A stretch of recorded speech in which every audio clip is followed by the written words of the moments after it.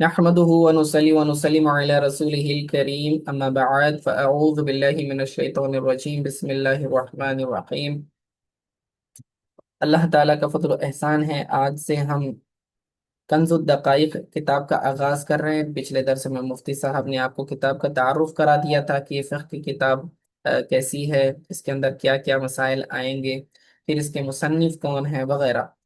ٹھیک ہے، تو انشاءاللہ تعالی ہم کتاب پڑھتے جائیں گے، مسائل سیکھیں گے فقہ حنفی کے مطابق، جہاں ضروری ہوگا وہاں اس کی وضاحت کر دیں گے۔ اور اس کتاب کا خاصہ یہ ہے کہ مختصر عبارت میں جو ہے طویل گفتگو اور طویل گہرے مسائل وہ جو ہیں جمع کر لیتے ہیں۔ دیکھیے، کتاب الطہارت، طہارت کا بیان ہے۔ فرائض الوضوء، وضو کے فرائض، فرائض فرضوں کی جمع ہے، اور وضو پڑھیں گے اس کو، وضو نہیں پڑھیں گے۔ ٹھیک ہے، وضو کا معنی ہوتا ہے وہ عمل جس کے ذریعے آپ پاکی حاصل کرتے ہیں۔ واو کے فتحہ زبر کے ساتھ پڑھیں گے وضو، تو معنی ہوتا ہے کہ وہ شے جس کے ذریعے آپ نے وضو کیا، یعنی کہ پانی۔ ٹھیک ہے، وضو کے بچا ہوا پانی وہ پھر وضو کہلاتا ہے، تو اسے وضو نہیں پڑھنا ہے، وضو واو کے ضمہ کے ساتھ پڑھنا ہے۔ ٹھیک ہے، تو فرض کسے کہتے ہیں؟ کہ فرض وہ شے ہے کہ اگر نہ پائی جائے تو پھر وہ عمل مکمل ہی نہیں ہوگا۔ تو یہ اس کے ارکان، یہ اس کے اجزاء ہیں کہ اگر فرائض میں سے کوئی چیز رہ جائے تو پھر وضو ہوگا ہی نہیں، وضو ہوگا ہی نہیں۔ دیکھیے کتنے ہیں فرائض الوضو؟ فرض الوضوء، وضو کے فرائض میں سے کیا ہے؟ غسل وجہہ، غسل دھونا، وجہ چہرہ، ٹھیک ہے چہرہ، تو وجہ ہی اپنے چہرے کو دھونا۔ اب چہرہ انہوں نے کہا تو یہاں آپ کو پھر اشکال آئے گا کہ بھئی یہ چہرے سے کیا مراد ہے، چہرے کی مقدار کیا ہے؟ کہتے ہیں مقدار بتا رہے ہیں، وَهُوَ مِنْ قُصَاصِ شِعْرِهِ، ہاں شعرہ الی اسفل ذقنہ۔ دیکھیے قصاص، یہ جو آپ کی پیشانی ہے، جہاں شروع ہوتی ہے اور سر کا حصہ ختم ہوتا ہے، تو بال اگنے کی جگہ جو ہے یہاں پر، ٹھیک ہے، تو پیشانی کے بال آپ کہہ سکتے ہیں، پیشانی کے بال اگنے کی جگہ سے لے کر، بالوں سے نہیں کہہ رہا میں، بال اگنے کی جگہ سے کہہ رہا ہوں، کیونکہ اگر کسی کا سر بالکل جو ہے بالڈ ہے، اس کے سر پر ایک بھی بال نہیں ہے، تو اب وہ کہاں سے دھونا شروع کرے گا چہرہ؟ بتائیے۔ آپ بولیں گے کہ پیشانی کے بال جہاں ہیں، بھئی اس کے تو بال ہی نہیں ہیں، تو ہم کہیں گے بھئی قصاص شعری، جہاں سے آپ پیشانی کے بال اگتے ہیں وہ مقام، تو وہ جہاں سے اس کے پہلی بار بال اگے تھے وہاں سے پکڑیں گے۔ الا اسفل، اسفل نیچے کو کہتے ہیں، نچلا حصہ، تو اگر ہم نیچے کی طرف آئیں تو اسفلی ذقنی ہی، ذقن کسے کہتے ہیں؟ ذقن، ٹھوڑی، یہ ٹھڈی کو کہتے ہیں، چن، چن کو ذقن کہتے ہیں، ذقنی ہی اپنی ٹھڈی یا اپنی چن تک، ٹھیک ہے، الا اسفلی نیچے تک، اس کے نیچے تک، وہو من قصاص شعرہ الی اسفل، شعر یہ بالوں کو کہتے ہیں، شعر نہیں کہنا، شیر شین کے زیر کے ساتھ نہیں پڑھنا، شعر بال، ٹھیک ہے، تو الی اسفل ذقنہ، تھوڑی کے نیچے تک، یہ اوپر سے لمبائی بتا دی، اب چوڑائی بتائیں گے۔ وَإِلَى شَحْمَتَيِ الْأُذُنِ، اذن جمع ہے، دیکھو اذن دونوں کان، اذن ذال کے جزم کے ساتھ ایک کان، اذن یہ اس کا پلورل آ گیا، ٹھیک ہے، دونوں کانوں کو کہیں گے۔ شحمت، شحمتن چربی کو کہتے ہیں، ٹھیک ہے چربی، اب یہ مضاف ہے یہ اس کی طرف، کانوں کی طرف، شحمتی، اب آپ کو میں نے قاعدہ بتلا دیا تھا کہ جب تسنیہ کو آپ تسنیہ کی اضافت کرتے ہیں کسی دوسری چیز کی طرف، تو اضافت کی صورت میں نون تسنیہ گر جاتا ہے۔ شحمتانی تھا اصل میں، کیا تھا یہ؟ شحمتانی، شحمتینی. اب دیکھو شحمتانی حالت رفعی میں ہوگا اور الہ حرف جر ہے تو یہ کیا بنے گا؟ شحمتینی. ہاں، شحمتینی تھا حالت جری میں. اور شحمتین کسے کہتے ہیں؟ یہ جو کان کے نیچے لو ہوتی ہے، یہ چھوٹا سا جو آپ کو چربی کا حصہ لٹکتا ہوا نظر آ رہا ہے، کان کی چربی، اس کو کہتے ہیں شحمتئی اذن. ہاں، تو یہ یہاں سے نون تسنیہ گر گیا تو کیا بچا؟ شحمتئی اذنی، دونوں کانوں کی لو تک. ٹھیک ہے، دوبارہ دیکھ لیں. وضو کے فرض میں سے پہلا فرض یہ ہے غسل وجہہ، اپنے چہرے کو دھونا، وہو من قصاص شعرہ الی اسفل ذقنہ والی، یہ جو ہے سوری کان کی چربی کا ہے نا. ہاں، کان کی چربی، یہ کان کا یہ جو کارنر ہے، یہ درمیان والا، یہاں کی بات ہے. ویسے تو یہ ادھر تک آتا ہے. ہاں، کان کی چربی. ٹھیک ہے، یہاں سے یہاں تک پورا چہرہ دھونا. ٹھیک ہے، یہاں تک آ گیا. یہ پہلا فرض تھا. اوکے.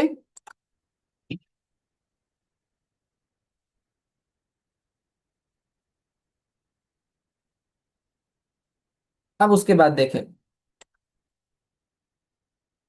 وَيَدَيْهِ. ہوں، وَيَدَيْهِ بِمِرْفَقَيْهِ، اور اپنے دونوں ہاتھوں کو. یدن ہاتھ. ٹھیک ہے، یہ اس کا تسنیہ یدیہ، اپنے دونوں، اور اپنے دونوں ہاتھ. مرفقن ایلبو کو کہتے ہیں، کوہنی کو کہتے ہیں. ٹھیک ہے، مرفقی، اب یہ بھی جو ہے اس کا تسنیہ آ گیا، مرفقی ہی، یہ دونوں کوہنیاں. تو وَيَدَيْهِ بِمِرْفَقَيْهِ، بی، یہ با مع کے معنی میں ہے، کے ساتھ، ہاتھوں کو کوہنیوں کے ساتھ، ہاتھوں کو کوہنیوں سمیت آپ نے دھونا ہے. ٹھیک ہے، ہاتھوں کو کوہنیوں سمیت دھونا. وَالرِّجْلَيْ، رِجْلٌ پیر کو کہتے ہیں، اور اپنے دونوں پیر. ٹھیک ہے، بِكَعْبَيْهِ، کعبن جو ہے ٹخنے کو کہتے ہیں، اینکل، پیر کی اینکل کی جو ہڈی. اینکل کسے کہتے ہیں؟ وہ جو ابری ہوئی ہڈی ہوتی ہے، کعبن. دیکھیے، آپ کو میں لفظ سمجھا دیتا ہوں یاد رکھنے کے لیے کہ کعبن کا لغوی معنی ہوتا ہے ابری ہوئی شے. کعب یعنی ابری ہوئی شے، یعنی کہ جو ریگولر سرفیس سے اٹھی ہوئی ہو اس کو کہتے ہیں کعب. تو اب اگر آپ دیکھیں پیر کی طرف تو یہ جو ٹخنا ہے آپ کا نیچے کا، تو آپ کے پیر کی ہڈی سے تھوڑا سا ابھرا ہوا ہے جی، تو اس کو کعبن کہتے ہیں. اور آپ نے یہ لفظ سملر سنا ہوگا، کعبۃ اللہ، اللہ کا گھر. اللہ کے گھر کو کعبہ کیوں کہتے ہیں؟ کیونکہ روئے زمین پر سب سے پہلی جو ابھری ہوئی زمین تھی وہ کعبے کا مقام ہے. ٹھیک ہے، تو اسی کے اوپر جو ہے آدم علیہ السلام نے اور پھر دیگر انبیاء نے اس عمارت کی بنیاد رکھی، تو روئے زمین پر وہ ابھری ہوئی سرفیس تھی تو اس کو کعبہ نام دے دیا گیا. اسی طرح پیر پہ آپ کی جو ہڈی یہ ابھری ہوئی ہوتی ہے، اس کو کیا کہتے ہیں؟ کعبن کہتے ہیں. وَرِجْلَيْهِ بِكَعْبَيْهِ، اور اپنے دونوں ٹخنوں سمیت. اب یہاں ترجمہ ٹخنوں کا کریں گے. وَرِجْلَيْهِ بِكَعْبَيْهِ، اور اپنے دونوں پیر ٹخنوں سمیت دھونا. ٹھیک ہے، اب یہ جو ہے اس کا عطف ہو رہا ہے غسل پر. غسل وجہہ وغسل یدیہ وغسل رجلیہ، یہ تین فرائض ہو گئے. تو غسل کے اوپر یہ واو عاطفہ ہے. ٹھیک ہے، تو رجلیہ کا عطف کس پر ہو رہا ہے؟ یدیہ پر. یدیہ کا عطف کس پر جا رہا ہے؟ غسل وجہ پر. سمجھے؟ تو یہ دھونا مراد ہے، ایک دو تین چیزیں دھوئیں گے. اب کہہ رہے ہیں وَمَسْحُ، اب یہاں سے غسل ختم ہو گیا، اب مسح بتا رہے ہیں. وَمَسْحُ رُبْعِ رَأْسِهِ، اور مسح کرنا، ربع چوتھائی کو کہتے ہیں، ون فورتھ. رأسن چہرہ، اپنے سوری سر، ہیڈ کو کہیں گے رأسن. وَمَسْحُ رُبْعِ رَأْسِهِ، اور اپنے سر کے چوتھائی کا مسح کرنا، چوتھائی سر کا मसह करना। व लिहयतिही, लिहयतुन दाढ़ी को कहते हैं। ठीक है, लिहयतुन दाढ़ी को कहा जाता है। अब इसके ऊपर आपने हाशिए में चीज लगा दी, यजूज़ु अन यकूनु लफ्ज़न व लिहयतुहु, ऐसा होना चाहिए। वो कहना चाह रहे हैं कि मातूफन अल रास। ठीक है, देखिए पहले तो अब ऊपर से दोबारा देखते हैं। चार फराइज उन्होंने जिक्र किए। नंबर एक, चेहरे का धोना। नंबर दो, हाथों का धोना। नंबर दो, पैरों का धोना। और नंबर चार, चौथाई, सर का मसाह करना। लेकिन आपने एक बात गौर की होगी कि इन्होंने तरतीब के साथ इसको जिक्र नहीं किया। होना तो ये चाहिए कि पहले चेहरे के बाद हाथ, हाथों के बाद सर का मसाह, सर के मसे के बाद क्या होना चाहिए, पैर धोने की बात होनी चाहिए, तो तरतीब बरकरार रहती। अभी वो तरतीब का जिक्र ही नहीं कर रहे हैं। मतलब गोया कि ये बताना चाह रहे हैं कि हमारे नजदीक तरतीब फर्ज नहीं है, हमारे नजदीक सिर्फ चार चीजें फर्ज हैं। कौन कौन सी? चेहरा धोना, हाथ धोना, पैर धोना, और चौथाई सर का मसाह करना। तरतीब हमारे नजदीक फर्ज नहीं है। अहनाफ के नजदीक इमाम शाफई तरतीब को भी फर्ज करार देते हैं, यानी कि वो कहते हैं कि अगर आप तरतीब से नहीं धोएंगे तो आपका वुजू ही नहीं होगा।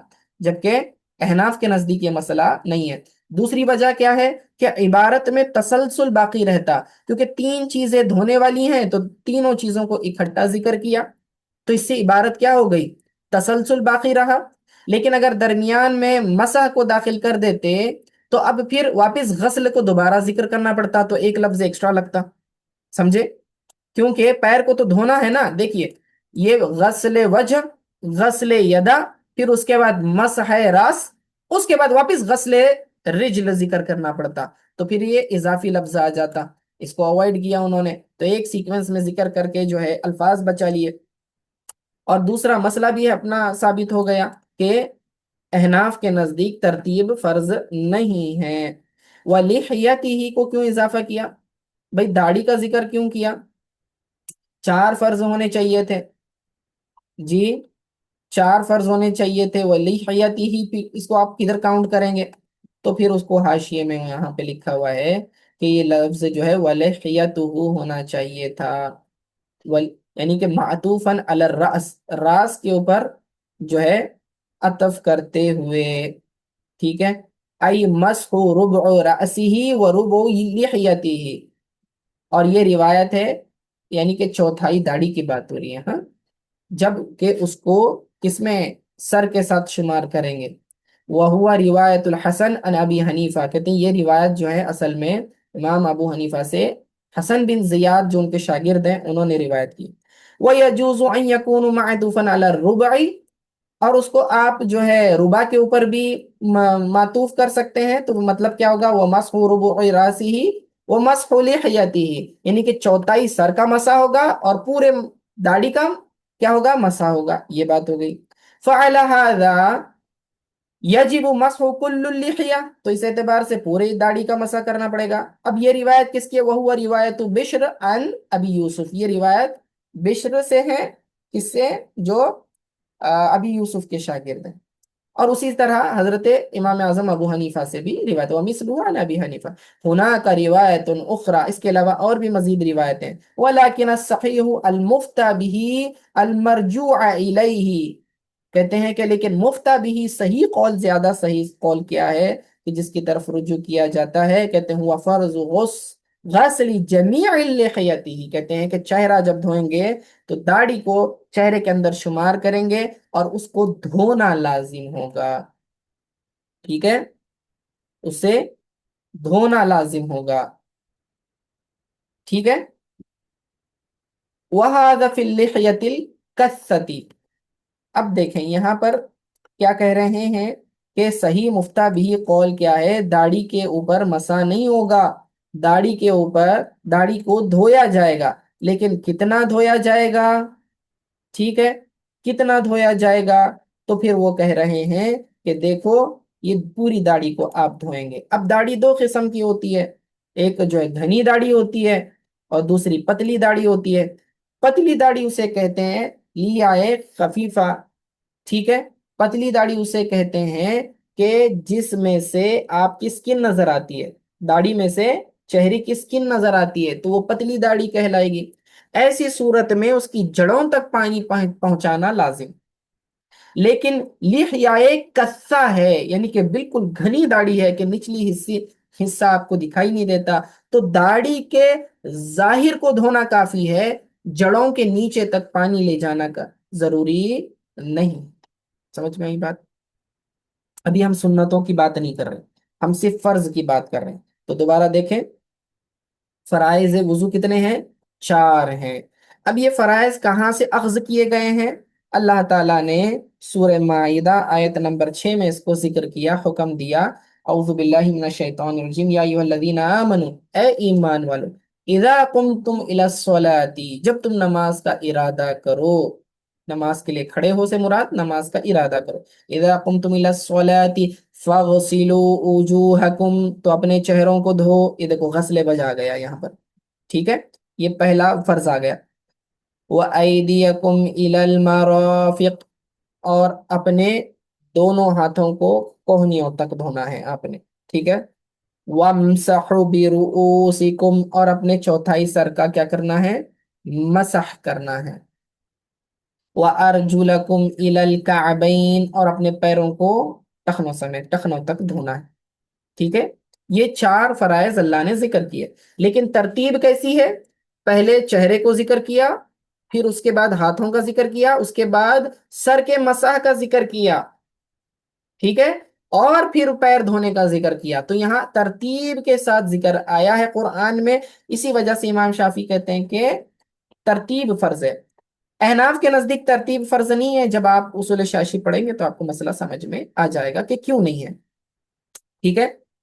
تو یہ اصل میں یہاں مقصد فرائض وضو ذکر کرنا ہے، نہ کہ ترتیب، ورنہ پھر کتاب اللہ پر زیادتی ہو جائے گی کہ آپ اپنی طرف سے ایک زیادہ چیز فرض قرار دے رہے ہیں، 5واں فرض قرار دے رہے ہیں، جبکہ اللہ تعالیٰ نے 4 فرائض کو ذکر کیا، ترتیب کو آپ فرض قرار دے رہے ہیں۔ سمجھ میں آ گئی بات؟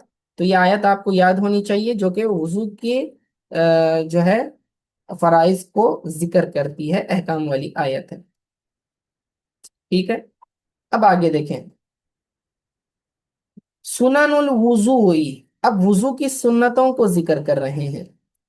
وَسُنَنُهُ، سنن جمع ہے سنتن کی، ٹھیک ہے۔ وَسُنَنُهُ، اور اس کی سنتیں یعنی وضو کی سنتیں، غسل یدیہ الی رسغیہ ابتداءً، اب دیکھو کہاں سے کہاں تک دھونا ہے؟ غسل یدیہ، اپنے دونوں ہاتھوں کو دھونا، الی رسغیہ، رسغن یہ کلائی آپ کی، ٹھیک ہے، ابتداءً، ابتداءً یعنی کہ وضو کے شروع میں، یعنی کہ فرائض وضو سے پہلے آپ یہ کام کریں گے۔ جب آپ وضو شروع کریں گے، سب سے پہلی سنت یہ ہے کہ آپ اپنے دونوں ہاتھوں کو دھوئیں گے کلائیوں تک، ٹھیک ہے، رسغیہ تک۔ والتسمیۃ، تسمیہ کیا ہے؟ بسم اللہ پڑھنے کو، بسم اللہ الرحمن الرحیم پڑھنے کو تسمیہ کہتے ہیں۔ تو آپ بسم اللہ پڑھیں گے۔ کیوں بسم اللہ پڑھیں گے؟ کیونکہ ہر جو اچھا کام بسم اللہ سے شروع کیا جاتا ہے اس میں برکت ہوتی ہے اور اللہ کی اس میں مدد ہوتی ہے، تو بسم اللہ سے کرنے کا ہمیں حکم دیا گیا۔ وضو اچھا کام ہے، اس وجہ سے جو ہے بسم اللہ کے ذریعے کریں گے، ٹھیک ہے۔ تو وہ تسمیہ، تو تسمیہ ہمارے نزدیک سنت ہے۔ مطلب کیا؟ دیکھیے، فرض کا حکم یہ ہوتا ہے کہ فرض میں سے اگر کوئی شے کم ہو جائے تو وضو ہوگا ہی نہیں، سنت میں سے اگر کوئی چیز کم ہو جائے تو وضو تو ہو جائے گا، ثواب میں کمی ہو جائے گی، ٹھیک ہے، ثواب میں کمی ہو جائے گی۔ خلاف سنت اگر جان بوجھ کر کرے گا تو خلاف سنت کا گناہ بھی ہو سکتا ہے۔ البتہ اگر غلطی سے چیز چھوٹ جائے، کسی نے بسم اللہ نہیں کہا اور اس کے بعد پورا وضو کر لیا، پھر اسے یاد آیا وضو کے بعد کہ میں نے بسم اللہ ہی نہیں پڑھی تھی، تو کیا اس کا وضو ہو گیا؟ تو ہم حکم لگائیں گے وضو ہو گیا۔ کیا وجہ ہے؟ تو ہم کہیں گے کہ تسمیہ سنت ہے اور فرائض سے وضو کی تکمیل ہو جاتی ہے، ٹھیک ہے، مسئلہ سمجھ میں آیا؟ وَالتَّسْمِيَةُ وَالسِّوَاكُ، تسمیہ کہنا کیا ہے؟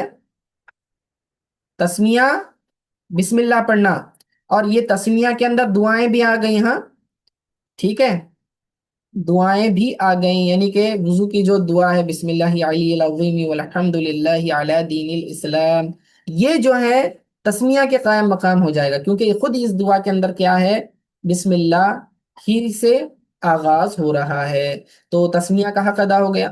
پھر یہی دعا پڑھنا بہتر کیوں ہے؟ وجہ یہ ہے، حدیث میں تو آئی ہے، لیکن ساتھ میں دوسری وجہ یہ ہے کہ حدیث میں ہے کہ جو شخص وضو کے شروع میں بسم اللہ کے ساتھ والحمد للہ کہے گا، تو جب تک اس کا وضو قائم رہے گا فرشتے اس کے نامہ اعمال میں نیکیاں لکھتے رہیں گے۔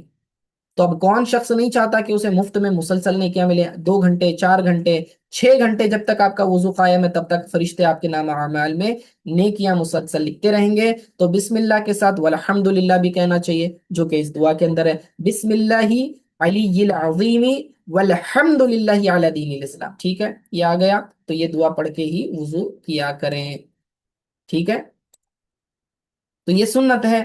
والسواک، اور مسواک کرنا، مسواک میں یاد رکھیں 2 سنتیں ہیں، مسواک میں کیا ہیں؟ 2 سنتیں ہیں، ایک مخصوص لکڑی کا استعمال کرنا، چاہے وہ پیلو کی لکڑی ہو یا پھر زیتون کی لکڑی ہو یا کسی اور درخت کی ہو، تو اس کا استعمال کرنا یہ ایک سنت ہے، اور دانتوں کو صاف کرنا یہ دوسری سنت ہے، ٹھیک ہے، دانتوں کو صاف کرنا، کلین کرنا، یہ دوسری سنت ہے۔ تو اگر میں لکڑی کا استعمال کروں، پیلو کی درخت کی، ٹھیک ہے، اور اس سے مسواک کروں، تو میں نے دونوں سنتوں پر عمل کیا، لکڑی بھی استعمال کی اور دانتوں کو بھی صاف کیا۔ اور اگر میں نے لکڑی کا استعمال نہیں کیا بلکہ برش کا استعمال کیا، ٹوتھ برش کا استعمال کیا اور پھر دانتوں کو گھسا، تو پھر اس سے جو ہے ایک سنت پوری ہوئی سواک والی، یعنی کہ دانتوں کو کلین کرنا یہ تو ہو گئی، لیکن آپ نے لکڑی کا استعمال نہیں کیا، وہ سنت رہ گئی، ٹھیک ہے۔ تو اگر کوئی شخص برش کرے، صبح اٹھتا ہے برش کرتا ہے اور اس کے بعد وضو کرتا ہے، تو اسے سنت کا ثواب تو ملے گا، یعنی سواک والی سنت تو اس کی ادا ہو گئی، ٹھیک ہے، یعنی دانتوں کو کلین کرنے والی۔ ہاں اگر وہ لکڑی کا استعمال کرتا تو مزید ثواب ملتا، کیونکہ مسواک کی حدیث میں بہت زیادہ جو ہے ترغیب دلائی گئی ہے، بہت زیادہ فضیلت بھی آئی ہے، فرمایا کہ جو نماز مسواک کر کے آپ نے وضو کر کے نماز پڑھی ہے، تو اس کا ثواب ریگولر بغیر مسواک والی نماز سے 70 گنا بڑھ جاتا ہے، 70 درجے افضل ہے۔ اب مجھے بتائیے، ایک 2 رکعت پڑھنا اور 70 رکعتیں پڑھنا، 140 ہو جاتے نا 2 رکعت، تو ڈبل کر لیں، ہم 70 سے ضرب کریں گے تو سمجھے؟ تو مسواک کر کے ہی آپ کیا کریں، وضو کیا کریں، تو 70 ٹائمز آپ کو ثواب ملے گا۔ بات سمجھ میں آ گئی؟ اگلا، وَغَسْلُ فَمِهِ وَأَنفِهِ، اب فم کہتے ہیں منہ کو، فم کسے کہتے ہیں؟ منہ کو کہتے ہیں، انف کہتے ہیں ناک کو۔ غسل فمہ و انفہ یعنی کہ منہ دھونا انسائڈ، انف ناک دھونا انسائڈ، یعنی کہ کلی کرنا اور ناک میں پانی ڈالنا، ٹھیک ہے، یہ بھی کیا ہے ہمارے نزدیک؟ سنت ہے۔ وَتَخْلِيلُ لِحْيَتِهِ وَأَصَابِعِهِ، ٹھیک ہے، یہ مزید سنتیں گنوا رہے ہیں، یہ ہر ایک کو الگ الگ پکڑیں گے، ہاں، یعنی کہ یہ دونوں ہاتھوں کو دھونا شروع میں یہ الگ سنت، تسمیہ 2، سواک 3، غسل فم منہ کو دھونا، کلی کرنا یہ 4، انف ناک میں پانی ڈالنا یہ 5، تخلیل خلال کرنے کو کہتے ہیں۔ خلال کا مطلب ہوتا ہے کہ کوئی شے دوسری چیز کے درمیان آپ نے مکس کر کے ہلانا، ٹھیک ہے، خلال کرنا۔ تو جس طرح انگلیوں کا خلال کیسا ہوتا ہے، یہ جو انگلیوں کے درمیان جو گیپس ہیں اس کے درمیان آپ نے خلال کرنا ہے، ایسے ایسے نہیں، بلکہ یہ جو ایک ہاتھ کے اوپر دوسرا ہاتھ رکھ کے اس طرح سے پیچھے سے یہاں سے آپ نے خلال کرنا، یہ ہو گیا خلال۔ ہاں یہ انگلیوں کا، اصابع، اصابع انگلیوں کو کہتے ہیں، ٹھیک ہے، اصابعون یہ انگلیاں، تو اصابع کا آپ نے تخلیل کرنا ہے، خلال۔ لحیہ داڑھی، ابھی میں نے بتایا، اور خلال کیسے کریں گے داڑھی کا؟ ایسے نہیں کرنا ہے، بلکہ ہاتھ جو گیلا ہے وہ نیچے سے گردن کی طرف سے یوں گھما کے سامنے سے اسے انگلیاں نکالنی ہے. تو یہ خلال کا طریقہ ہے. وَتَثْلِيثُ الْغَسْلِ، تثلیث ثلاثہ سے ہے، تین کو کہتے ہیں، تین مرتبہ غسل دھونا، تین تین مرتبہ دھونا. تثلیث اصل میں ثلاثتن ثلاثتن سے بنا ہے. دو بار ثلاثتن ثلاثتن کہنے کی بجائے آپ صرف تثلیث کہہ دیں تو مطلب ہوگا تین تین بار دھونا. ٹھیک ہے، ثلاثتن ثلاثتن کہنے کی بجائے آپ تثلیث کہہ دیں، بس کافی ہو جاتا ہے. تو تثلیث الغسل، تین تین بار دھونا، یعنی جو بھی شے آپ دھو رہے ہیں وہ تین تین بار، چاہے آپ چہرہ دھوئیں، چاہے آپ ہاتھ دھوئیں، چاہے آپ ناک دھوئیں یا کلی کریں، دانت وغیرہ جو بھی ہے یہ سب تین تین بار کرنا ہے. لیکن غسل کو ہاں مسح نہیں کہا انہوں نے، صرف تسلیس الغسل کا ہے، مسح صرف ایک بار ہوگا. والنیت، اور نیت کرنا کیا ہے ہمارے نزدیک سنت ہے. یاد رکھیں نیت کرنے سے ثواب ملتا ہے. انما الاعمال بالنیت، کہ ثواب کا دار و مدار نیتوں پر ہے، اعمال کے ثواب کا دار و مدار نیت پر ہے، اعمال کے درست ہونے کا دار و مدار بھی نیت پر ہے. دونوں معنی ہوتے ہیں. احناف کے نزدیک وضو کی نیت کرنا یہ سنت ہے. نیت سے مراد دل کا ارادہ کہ میں اللہ کی رضا کے لیے نماز پڑھنے کے لیے وضو کر رہا ہوں، تو یہ نیت کہلائے گی، تو اسے وضو کا ثواب ملے گا. لیکن اگر اس نے نیت نہیں کی اور صرف کیا کیا، دھو لیا اپنے ہاتھ پیر چہرے وغیرہ کو، مثلا نہر بہ رہی تھی اس کے اندر کود گیا اور باہر نکلا تو ناک میں منہ میں تو پانی ویسے بھی چلا گیا تھا، چہرہ ہاتھ پیر تو سبھی دھل گئے، تو اب اس شخص پر کیا حکم لگے گا؟ یہ آدمی جو سوئمنگ پول میں کود گیا یا پھر نہر میں کود گیا، اس کا وضو ہوا یا نہیں ہوا؟ ہم کہیں گے وضو ہو گیا. جی وضو ہو گیا، لیکن نماز اس سے پڑھ سکتا ہے لیکن اس کو وضو کا ثواب نہیں ملا. کیوں نہیں ملا؟ کیونکہ اس کا ارادہ اصل میں وضو کرنے کا نہیں تھا. کوئی شخص واٹر پارک میں گیا اور جو جم کر دیا، ڈائیو کر دیا، باہر نکلا، اب اس کا انجوائمنٹ کا مقصد تھا نا، وضو کرنے کا تو ارادہ نہیں ہے، وہاں پر وہ پانی میں کھیلنے کے لیے گیا ہے، تو اب نیت اس کی وہ نہیں تھی، تو اس کو وضو کرنے کا جو ثواب ہے وہ تو نہیں ملے گا. البتہ وضو ہو گیا. کیوں ہو گیا؟ کیونکہ وضو کے اندر 4 ہی فرائض تھے جو کہ وہ مکمل کر لیے اس نے.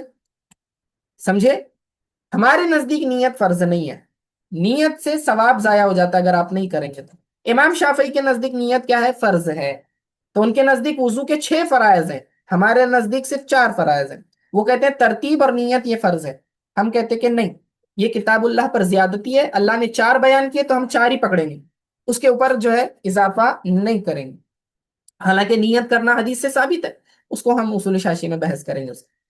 وَمَسْحُ كُلِّ رَأْسِهِ مَرَّةً، اور سر کا مسح کرنا، کل کا، کل یعنی پورے سر کا مسح کرنا ایک بار، یہ بھی سنت ہے. دیکھیے چوتھائی سر کا مسح کرنا یہ فرض ہے اور پورے سر کا مسح کرنا یہ سنت ہے.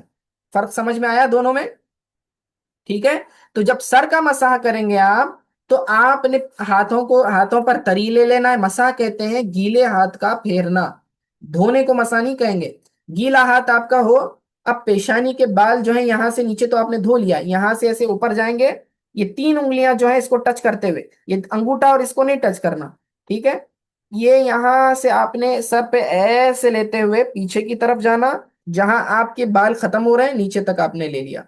اب اس کے بعد یہ 3 انگلیاں تو خشک ہو گئی، ٹھیک ہے، تو یہ 2 انگلیاں بچی ہیں، تو یہ انگلی سے کان میں ڈالیں اور پھر یہاں سے ایسے سرکل کریں، اس کے اندر گھمائیں، تو اب یہ انگلیاں سوکھ گئی. اب انگوٹھا بچا ہے تو انگوٹھے کو کیا کرنا ہے؟ پیچھے کی طرف ڈالنا ہے. تو یہ کیا ہو گیا؟ آپ کے کانوں کے پیچھے کا مسح ہو گیا. یہ پورا آپ کا سامنے کا ڈرائی ہو گیا، لیکن پیچھے ہاتھ کے پیچھے والا حصہ گیلا ہے، تو اس کو آپ گردن پہ اس طرح سے پھیریں گے. ٹھیک ہے، یہ آگے ذکر آئے گا.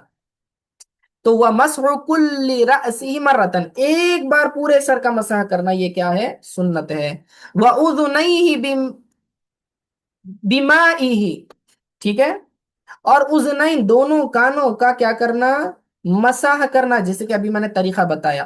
بِمَائِهِ، اسی پانی سے، یعنی کہ جو مسح کے لیے آپ نے تری لگائی تھی اسی پانی سے آپ کنٹینیو کریں گے. وَالتَّرْتِيبُ الْمَنْصُوص، اور نس میں جو ترتیب وارد ہوئی ہے، اب یہاں آ گیا ذکر ترتیب کا. منصوص کا مراد معنی کیا ہے؟ کہ جو چیز نص سے صریح میں واضح، یعنی چاہے قرآن یا حدیث میں نص سے صریح میں کیا آیا ہے کہ وضو اس ترتیب سے کیا جائے، تو اس ترتیب کو ہمارے نزدیک سنت قرار دیا گیا ہے۔ والولاء، اچھا، ہم، یہاں کیا معنی لیں گے؟ ولاء ولایت سے ہے، یہ غالباً دوسرے کو وضو کروانے کے بارے میں ہے۔ خیر میں اس کے بارے میں بعد میں ذکر کرتا ہوں۔ چلیے دیکھیے مستحبات بتا رہے ہیں، ٹھیک ہے، یہ اس کے بارے میں، ولا کے بارے میں بتاتا ہوں بعد میں، میرے ذہن میں نہیں آ رہا ابھی۔ وہ مستحب ہو، یہ اتنا کافی ہے میرے حساب سے۔ ہوں ہوں یہ ولا موالات سے ہے، ٹھیک ہے، یعنی کہ اعضائے وضو کو بیک ٹو بیک دھونے کو ولا کہتے ہیں، ٹھیک ہے، بغیر گیپ دیے کے، بغیر گیپ دیے کے بیک ٹو بیک دھونا۔ اور بیک ٹو بیک دھونا کا مطلب، متتابعات کے ساتھ دھونا کا مطلب یہ ہوتا ہے کہ پہلا عضو سوکھنے سے پہلے دوسرے عضو کو دھو لینا، ٹھیک ہے، یعنی کنٹینیوٹی کے ساتھ آپ نے کرنا ہے، ایسا نہیں کہ پہلے آپ نے چہرہ دھویا پھر چلے گئے کہیں کچھ کام کر کے آیا، چہرہ سوکھ گیا پھر آئے اور پھر اس کے بعد ہاتھ دھو رہے ہیں، ایسا نہیں کرنا، ٹھیک ہے، بیک ٹو بیک دھونے کو کہتے ہیں۔ سمجھ میں آ گیا مسئلہ؟ چلیے یہاں پر ہم ختم کرتے ہیں۔ هذا هو المرام والله أعلم بحقيقة الكلام.